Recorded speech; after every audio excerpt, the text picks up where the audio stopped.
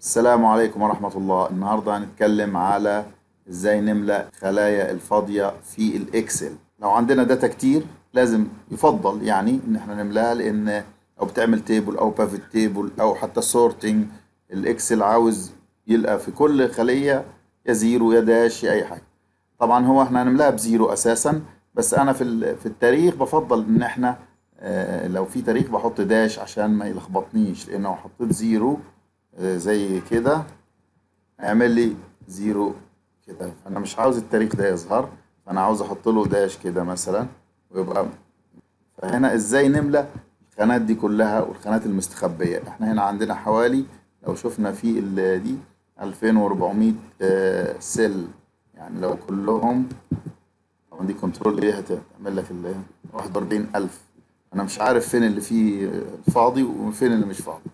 انا باجي للتاريخ ده اعمله لوحده الاول مثلا، وهدوس كنترول في تاريخ تاني عندي هنا اهو كنترول كده عشان ما يعملش. لو عملت كده ودوست شيفت هيجي كله كده، انما انا باجي كده وبقول كنترول زي الويندوز العاديه يعني، وبعدين باجي اقول كنترول جي.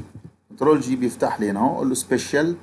سبيشال اقول له بلانكس ماشي.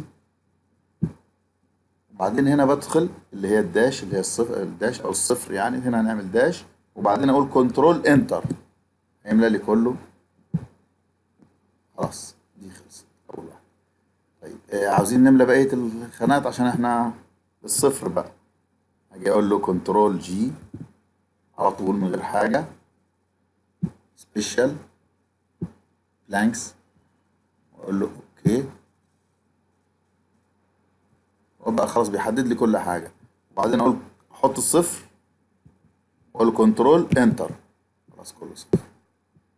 الله يكون كده الفيديو عجبكم ويكون حاجه سهله وبسيطه ان شاء الله. السلام عليكم ورحمه الله وبركاته.